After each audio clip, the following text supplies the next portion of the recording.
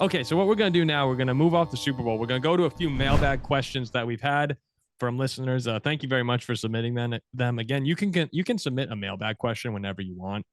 Throw it in YouTube comments, throw it on Instagram, Twitter, wherever. We see basically everything. But there were a couple of good topics, and this isn't just about the Super Bowl. We're going to expand beyond that now here. We'll start with this. Question 1. What are your guys' thoughts on the Vikings trading Justin Jefferson? And what did you think of the Colin Cowherd proposed trade, so my boss, of trading Jefferson, the number 11 pick, and next year's first to go up to New England's number 3 pick in the draft? Ziggy, would you like to start this one off as one of the residential Vikings fans? I'm not going to say anything untoward about your boss, Paul. I'm just going to say this. We're an NFL GM to make that pick. The owner would block it, fire the GM, and blacklist them from ever getting a job.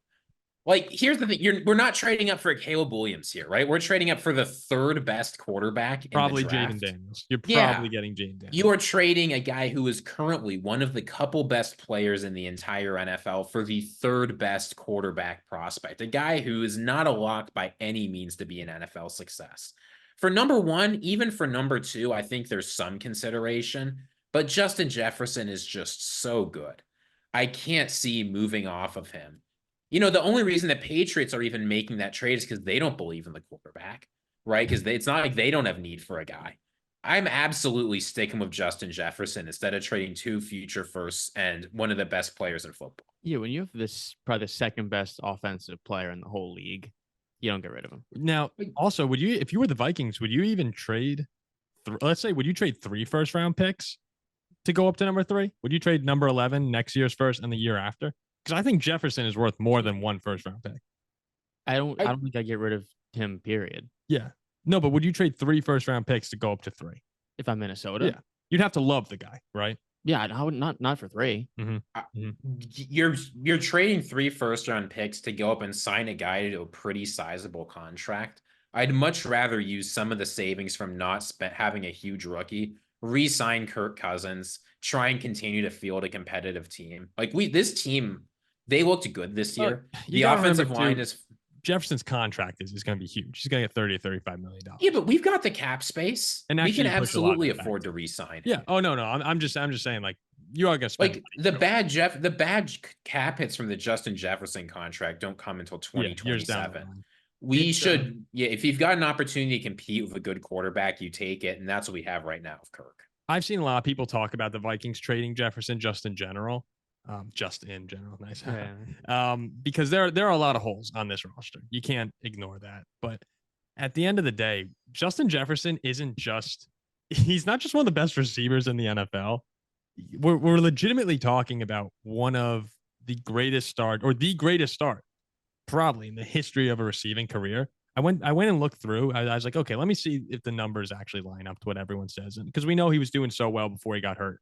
If you go on a yards per game right now in the entire NFL history, Justin Jefferson is averaging 98.3 yards per game. Number 2 is Calvin Johnson at 86.1. I mean, it's not even close. I mean, yeah, he's 1 to 2. And we're talking Calvin Johnson. Antonio Brown, your boy's 3 at 84.2. Justin Jefferson has 12 more yards than the second closest guy, or the closest. Then if you're going to go, okay, how about through their first 4 seasons? Who has the most yards through their first 4 seasons? In 60 games, Justin Jefferson has just about 5,900 yards. Number 2 is Michael Thomas, 63 games played, 5,500. I mean, the dude is unbelievable. Like, you can't get rid of that. He's generation. You're trading essentially someone who's similar, like Jerry Rice. If I said to you, trade Jerry Rice and 2 1s to go up, even I would. Oh my God, no! I wouldn't have traded Antonio Brown for anything. And it's a similar situation. There are guys like Jalen Waddle, Terry McLaurin. I'm just saying around that area, there are very good receivers who you can package and you can go up for your quarterback. Yes. But absolute, unless if it was Caleb Williams, there's not a world where I'm even thinking about trading Jefferson. I wouldn't do it, period, for anything. No, I know you don't like Caleb. But Ziggy, if the Vikings could guarantee themselves Caleb Williams, would you then consider a Jefferson trade, or are you just if it's Jefferson straight up, yeah, I think you have to consider it. But if we're talking Jefferson and a bunch of future firsts, at a certain point, you've just got, when you have a player who's hit, you just have to keep them around. I don't know. As a Vikings fan, I have to imagine the team feels the same. I'd be devastated to watch a Justin Jefferson walk to bring in a rookie quarterback. And like every single time Caleb Williams struggles, because here's the thing, Justin Jefferson's probably putting up like 2,000 yards next season, right? If he stays Imagine healthy, Justin he'll get Jefferson close. puts up 2,000 yards and Caleb Williams isn't immediately a superstar. I How get it, bad though. would you feel? I get it that you need a quarterback, Justin but unless you're Jefferson really Justin Jefferson is the quarterback. You can put in whoever you want. He's a one-man offense. Vikings fans would flip out if they traded him. I mean, like, I mean, we love him. Cousins is playing next year. I think Kirk is still coming back. Keep Kirk out. Yeah, with next year, like that's the team who win the NFC North. If Kirk comes back, they can win it. Yeah. Look, ideally for us, I think we're at 11. Maybe we trade up if we love a quarterback. Trade up, get your guy, and then look at what the Packers are doing. The Packers are having a lot of success for 30 years now, and it's because they're not rushing the QB in. So if the Vikings want to go up to 3, they definitely don't, and probably would not include Justin Jefferson in any trade. It's just fun to think about these things. But go ahead, it's not fun to think about these things. No, it is not fun to think about Justin Jefferson leaving the Vikings. The number go look at the numbers. I mean, we're talking about right now the greatest receiver in the history of football through 4 games. Like, yeah, he's generational. Well, Randy Moss numbers are ridiculous. All right, let's go on to question 2 here. Ziggy, would you move a little to your left? Normally Ziggy can see himself, but since we're dealing with the shift studio. All right, question 2 here. Was the best Super Bowl that you remember watching? So not one that has happened when we didn't see the Bills Giants game. We didn't see 49ers Bengals. Best Super Bowl that you remember watching. Jack, I know what you're gonna say.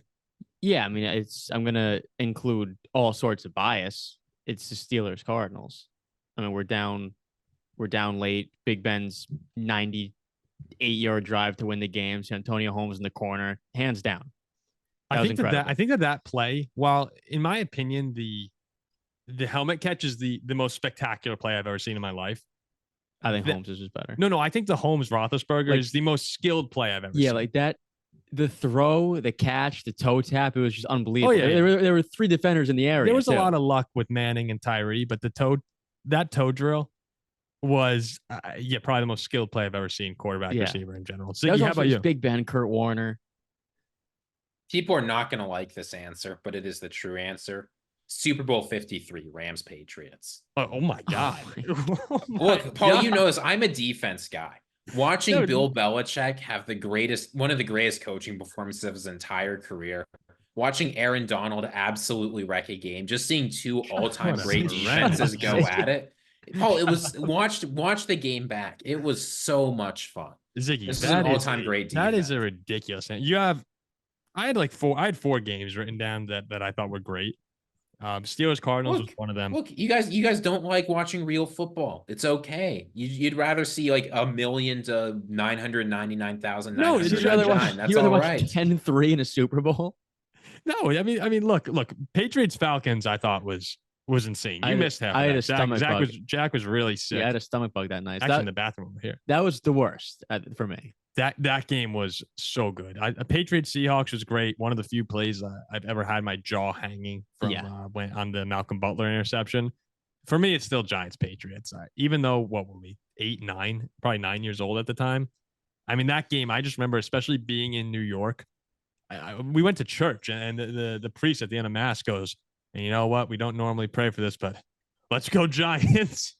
God, I was rooting so hard for the Patriots in that game. I know, hard. I actually kind of caught the fever here, and not at the undefeated all. season. I was rooting for Randy Moss, but I mean the end of that game, that Eli Manning drive, the people forget Asante Samuel had the game go through his hands. When you watch the highlights of that 4th quarter, just dropped an interception. I mean, that game with the storylines are just so damn good.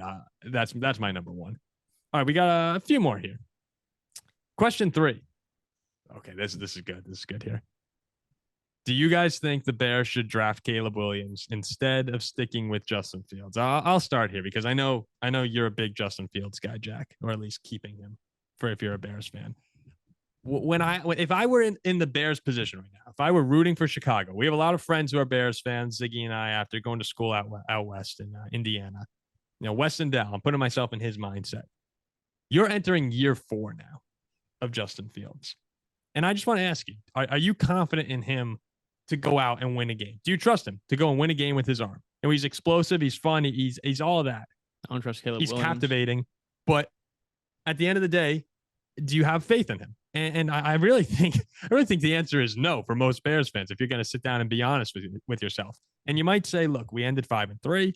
We were hot at the end of the year. The defense was coming on, and I agree. Bears played much better football at the end of the year, but they only beat the Panthers. They beat the Vikings with Josh Dobbs, the Cardinals, the Falcons. Lions was a good win. It wasn't, these were good wins, but it didn't blow me away. Justin Fields didn't blow me away in these games, even though they were some of the better games of his career. But here's where I want to get to is, okay, let's say Fields is okay. What's the plan? Like, he's not going to blow up and be a top 10 quarterback in the league. I just can't see that happening. So what are you going to do after that? You're not going to be picking in the top 5 again, likely, or even top 10 maybe. You're not going to have the chance at a generational quarterback like Caleb Williams could be. And now you're going to have to go and pay Fields because he's going to be entering a contract year soon. I just think it's a huge roll of the dice to put that much faith in Fields when the Caleb Williams selection lines up perfectly with the window you have right now. Like, it's perfect with the building up the defense and the offense. If you draft Williams, can you still keep Fields? Or you trade him for a second rounder? No, I keep Fields. How do you trust a guy who threw 5 picks against Notre Dame?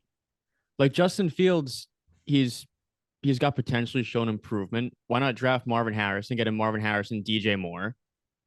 I understand. I understand why people like that. It was what's wrong, Ziggy. Caleb Williams had a good game against Notre Dame. You can go and watch the tape. He played just fine. No, he didn't. Well, I don't think. He was go watch the tape. We don't need to get on one game, but Caleb Williams was not good. I don't trust Caleb. Like, you talk about Justin Fields. I don't trust Caleb Williams. As a passer, though, you have to like Caleb Williams more than Justin Fields. I think there's so many risks to Caleb Williams. No, there are risks. There are risks. Justin Fields is a guy who now he knows the system. He's their QB. It's the same conversation as last year. But who has he had in Chicago? I think Justin Fields now with DJ Moore. He had him last year. But now DJ Moore and Marvin Harrison Jr. Justin Fields has not significantly improved as a passer in his time in the NFL. Here's what you do. You trade down with the Commanders. You take whatever quarterback they don't take. Enjoy your future first. Actually, roll the dice on whatever quarterback prospect there is. Oh, keep Justin Fields and see what happens. And if Justin Fields magically improves and becomes a star, just trade the quarterback you drafted for a bunch of firsts. A lot of people are saying if Ryan Poles doesn't completely fleece the Commanders, you're missing out because the Commanders can go, they probably want to go up and get their guy. They want their quarterback of the future. And whether it's Drake May, Jane Daniels, or Caleb Williams, I wouldn't be surprised if they're willing to give some to go up. And if you're Chicago and you really don't seem to, I'm pretty confident they're going to take Caleb Williams. But if they go back to 2, and you could even go back again if you want. I mean, the Bears are in a really nice situation. It's just a matter of will they F up their selections. I mean, that's possible. It's also so easy to look at somebody playing college. I remember Justin Fields in college. Dude was amazing. Yeah, but here's the problem. We've seen a bunch of evidence. Justin Fields is never going to be a good quarterback in the NFL. We haven't seen that evidence of the quarterback prospect. But Jack, you like American Idol, right? You like Katy Perry? You like American Idol, those shows? Yeah. When someone walks out and sings, you know pretty quickly whether or not they're a good singer. When these quarterbacks now step in, CJ Stroud, it didn't take very long to say, okay, this guy is good. I liked what I saw from Justin Fields this past season. Yeah, you liked it. I thought he was solid before he got hurt. I would have liked to see him become a net positive passer in the NFL, and that didn't happen. I think with MHJ, he does. I think you give him DJ Moore. Jack, have you ever heard of Bayes' theory? I've asked this a few times. Have you ever heard of Bayes' theory? I'm not. No. Yeah, no, it figures. That's why you have this take. I mean, if it were up to Jack, Kenny Pickett would be. Ask any Bears fan on the planet; they agree with me. I know. Yeah, and you know what? Their best quarterback is Sid Luckman. I'm not any Bears fan who says anything. I'm not taking someone who goes 6-6 and leads the team to the Holiday Bowl. It's pretty funny. No way. Number one, wouldn't have taken Patrick Mahomes. He went 5-7. Guys. It's pretty funny. This show, I wouldn't have, and I would have been dead wrong. But I was right about Bryce Young, and I'm right about Caleb Williams too. I feel like one thing that we've always been very good on this show is we don't resort to the ESPN hot takes yelling. But this is one. This is one of the first times. It's because Jack refuses to reason about the NFL draft. It's just great character. Hold on. I was so right about Bryce Young. And I know I'm so right about Caleb Williams too. Justin Fields is better than Caleb Williams will be. It's funny you say ask any Bears fan. I mean, when Jay Cutler is like the bar for what Bears fans, why would I listen to any Bears fan ever talk about a Jay quarterback? Cutler and Brandon Marshall, and Matt Forte, that team was We got to good. get off this. We got to get off Okay. this, man. Okay, That was a good move on. team. They were fine. Overrated team that shouldn't have got to the NFC. Fine, take Caleb Williams. So they got their 6 picks against Notre Dame. Sure, have fun. I love the number keeps going up. That was a great game. We actually rushed the field at that game. Question 4. What are realistic expectations for the Packers in 2024? I think this is actually a pretty easy answer here. And when you talk about the hoopla that Green Bay had to end this season, I mean, it was an unbelievable final 10, 11 games of the year with the Jordan Love run and the defense actually kind of rebounding down the stretch, even though there were a couple bad games in there. The Packer run was one of the most exciting things for any fan base in football to have. Packers fans to have, and actually this show in some ways. In many ways in this show. I think the expectation going into next season should be win the NFC North, get back to the divisional round. And Packers fans might not want to hear that because they just got there. But when you're talking about setting the bar, they overachieved this year. Playoffs was a huge win. Getting to the divisional round, Ziggy has left. Ziggy has left. Ziggy, where'd you go? I think getting to the divisional round should be the expectation in Green Bay. If he and you're hoping for a Super Bowl. If he goes back with a cheese head. Oh, if he comes back with any sort of Packer gear, I'm going to be very upset. It's better be another rat in his apartment or something. If he's wearing Packer gear, it's going to get ugly on this show. I think realistic expectations is a Super Bowl. Seriously? I mean, yeah, why not? I think that's what you hope for. But this team legitimately should have beaten San Francisco on the road. Oh, I think they were the best team in the NFC at the end of the season. Right now, if you were to put two teams on a neutral field, I think that here's Ziggy. So if Ziggy, you got moved to your left. Oh wait, that's not even Ziggy. He left the Zoom. Ziggy, you left the Zoom. You've muted yourself too. It's been a day of technical difficulties. My computer crashed. Oh, we thought you were super upset about No. My computer just gave out. We thought you were gonna come back in Packer gear or something. That was a wild minute there. I mean, I think if you reach a divisional round and you're probably a top 3 team in football for the last half of the season, and your quarterback shows serious promise. I mean, these young receivers now another year under their belt. So you're saying Super Bowl. They're getting older. I think Packers fans should expect a chance to go to the Super Bowl. Like, why not? Okay, so Ziggy, here's where we came down. Since you clearly were not distraught by my saying the Packers should be expecting an NFC divisional round berth. Jack says, screw it, Super Bowl. Where do you stand? I think divisional is about right. Packers fans aren't going to want to hear that. And I sort of understand why, right? Like, you've had your quarterback. He had a great year, but the things, it's just hard to put together a good NFL season. It's just really hard to, like, going further than the divisional round. Very few teams are able to do this in the NFL every single year. And to do better than the Packers did, better than the divisional round, they have to have a year as good as last year and still do better than that. So you can hope for more, and that hope has, like, there's an objective basis for that. But you're not, the divisional round is a realistic expectation, and you hope for more. But, like, the thing is, if you're saying the divisional round's an expectation, at that point, don't you think anybody can make the Super Bowl? No, it's possible they make the Super Bowl. There's no, Paul asked, what's the expectation for the Packers? And here's what I take expectation. If you do worse than this, it's disappointing.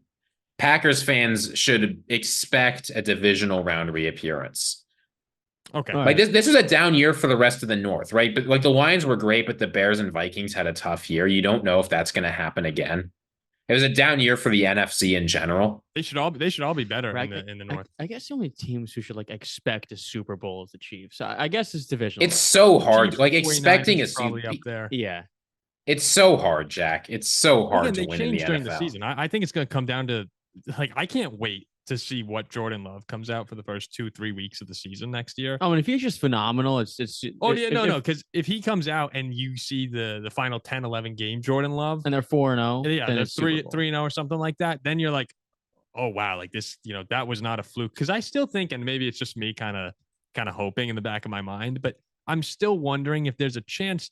Jordan Love will be good, but the good that you got, the great that you got for those 10 games, that's not normal. I mean, that if he comes out and is playing like that to start next year, that's when you sit back in the NFC and go, oh, wow, we have a real problem up in Green Bay. And we'll see. I expect him to be a little cooler. I mean, he has to be than he was to end this season. But as he comes on towards the end of the year, expectations could change again. We'll see what Hafley does with that defense.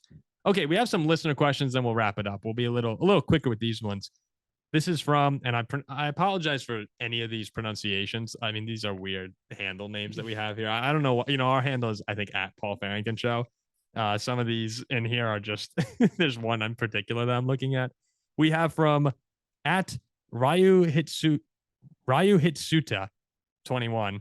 How much do you hate that you enjoy talking about the Packers?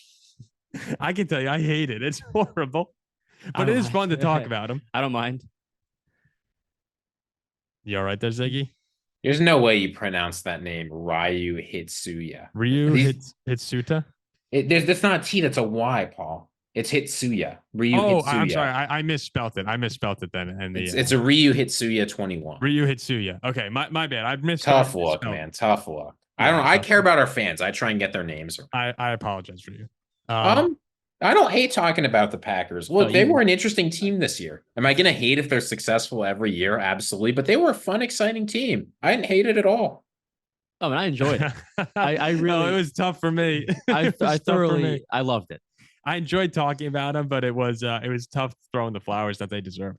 At Lions 1957 says, every year it seems like we see a team go from worst to first in their division. What teams could you see continuing this trend? In the AFC, you have the Patriots, Chargers, Bengals, and Titans. In the NFC, you have the Commanders, Cardinals, Bears, and Panthers. I'm gonna take the Bengals off because I feel like that's kind of cheap. That's like a cop out with Burrow. Yeah. It has to be the Chargers, right? Bringing in Harbaugh, Justin Herbert's there already. I mean, that division's not good outside of Kansas City, but again, it's Kansas City. I don't think so. No, who are you going with? Honest. So here's the thing. Here's why the Chargers have the best case on paper, but you know what it would take for the Chargers to win their division? It would require the Chiefs to lose their division, and that is just not happening. All right, so who are you going with? I'm nixing the Bengals. So you have the Titans, the Patriots, the Commanders, Cardinals, Bears, and Panthers. There are two more that I kind of italicized. Bears. So teams that have a realistic chance, I think the Titans have to be there. I liked what we saw from Will Levis. I think the division, there's going to be a lot of teams beating up on one another. There's a chance for the Titans just to win some of their divisional games like they do and sneak through. Worst quarterback, new coach. Levis looked good. He could definitely improve. A new coach could change how things are done. Like I think there's a look, Paul. Here's what you're going to do. You are going to list lots of reasons they're not going to turn things around. Yeah, every team at the bottom, there's lots of reasons to think they won't turn things around, and we just never know what's going to happen. I actually like this. Is going to sound crazy here. I think that, given how horrible the NFC South is, that the Panthers would have a shot if Bryce Young turns it. Yeah, the Panthers are not a bad choice either. Yeah, I would say the Panthers. I even think that the Bears go and get Caleb Williams, and that offense improves a little. There's a world where Chicago could win the North. No, for me, it's the Bears. What were they? They were 7-10 this year. Mm-hmm. Showed some promise in some games, but towards the end of the year, the defense really came on. Yeah, this team, they beat the Lions once pretty bad, had them beat twice, choked in Detroit. That's a good team. It's a good team. Yeah, it's a solid team. Green Bay could have been a flash in the pan. Minnesota, you never know. Probably the Bears. Okay. That question was also asked by Jay the Rip 88. He asked that, and then he also said, "Will the Jets make a resurgence with a Rodgers return? And could you see a Packers Jets Super Bowl next season?" That would be appealing. I mean, this Jets defense is awesome with a healthy Aaron Rodgers. They're definitely a contender. Are you comfortable? Jets are cooked. You're comfortable with a 40-year-old coming off Achilles? I wouldn't pick him to go to the Super Bowl, but I think if he's playoff team, if he's healthy enough, they're probably a playoff team. Jets are cooked. Yeah, why? Aaron Rodgers is at the end of his career. The rest of the offense around him is so bad. There's one other good player on that offense, really. The defense is good. It's not as good as people think. This offense, just imagine Aaron Rodgers was on this team. You still would have had no receivers. You still would have had a horrendous offensive line. Garrett Wilson's good. But Garrett Wilson is one decent receiver. He's pretty good, don't get me wrong, but like the rest of the receivers behind him are terrible. You would have had a run game that's reliant on Breece Hall breaking open for 80-yard runs. Like, no, this team is not going to be good next year. Don't fall for the hype. If you're just talking like playoff team, though, like you mean to tell me if the Jets had Aaron Rodgers? They are not making the playoffs this year with Aaron Rodgers. You say absolutely not. You see, I think with the AFC, there's a chance. I think we all had them missing the playoffs actually on our preseason prediction show. But I do tend to give all-time greats the benefit of the doubt. Like I believe in the Peyton Mannings, the Tom Brady's, even the NBA now. LeBron, Curry, Durant, like all those guys, when you're that damn good, like top 10 ever good, I give you the benefit of the doubt. Rodgers does rely on mobility more than people realize. Not rely, but Rodgers uses mobility more than people realize. So we'll see if he comes back and is able to, get outside the pocket and make the explosive, unscripted plays that he normally does. But he can still pick you apart from inside with his arm and with his mind. I think the Jets will be good next year. I think they'll be competitive. It's just a matter. They do have some work to do this offseason. As far as the Packers-Jets Super Bowl, I would say it's more likely Green Bay gets there than the Jets. By far. Yeah. I mean, this is a young team in a worse conference. I thought they were the best team in the NFC at this point right now, if you put them on a neutral field with anyone. Oh, I said at the end of the season, I thought they're the best team in football currently. Which is just absurd. Man, Packers Jets would be a fun. I would. It's not going to happen. I would sign up for that Super Bowl right now, even though I would be risking a Packers Super Bowl. Just that storyline would be. I mean, that would be unbelievable. That would be unreal. All right, a few more here. We have from @MercuryRoad55. This is more just a comment. He says, if Jordan Love broke both of his wrists and instead threw by headbutting the football, would he throw 5 touchdowns against the Bears, or is 4 more likely? I asked that to my dad. 6. He goes, I'd sign up for 2. And last one from XX McLovin XX. Oh, McLovin. There's a few questions here. One of them's pretty good. How well do you think the Packers defense performs with all the changes to their coaching staff? It's hard to answer that right now. It's so new. I mean, I think that there's so much talent on this defense here, and that I do like Halfley. We're just gonna have to see this. I know it's a horrible answer. Here's what I would say is generally when you bring in a coach who's putting in a new scheme, the first few weeks are always rough. Mm-hmm. So it's very likely the first few weeks of this press defense, you're going to see miscommunication. You're going to see some blown coverages. You're going to see some big plays. My only caution is when that happens, do not panic, right? They'll be a lot like the Dolphins. They started out horrible, but then they turned it around and were very good by the end of the season. It's going to be pretty similar. Yeah, I think there's enough talent on this Packers defense that by middle of the year, they're going to be good. Yeah, I mean, we saw them improve pretty decently as the season ended. I mean, really just the final 2-3 games. But what they did in Dallas in the playoffs, even in San Fran, I thought they were fine. Against a great offense. Yeah. Here we have, this one will be quick. How do you think the division goes? Vikings versus Green Bay. Do they split? What about the division as a whole? There's still so many questions with the Vikings and the Bears at quarterback. Packers 2-0. What did I say, Paul? I said the Vikings had one last chance to win, weren't winning another game until 2030. Yeah, that. If Kirk Cousins comes back, they will split. That's what I'll say. If we go with the rookie quarterback, we move on. The Packers will probably 2-0 it. As far as the rest of the division goes, these NFC North games are generally very, very good. My rule of thumb immediately says say split for basically all of them, except maybe Packers Bears. I'd probably go Caleb Williams though is coming in. I go Lions, Packers, Vikings, Bears for next season. Yeah. If Kirk is there, the Vikings can very easily win the division. Yeah, anybody could. And last they won't. Here. Does having a sexy coach help the NFL brand? LOL. No longer the Bill Belichick type, now the Matt LaFleur type. I mean, I'd say so. I mean, I don't know why, but I'd say so, yeah. Well, generally speaking, I think that as you have more attractive people for things, it's always it's probably better for the brand.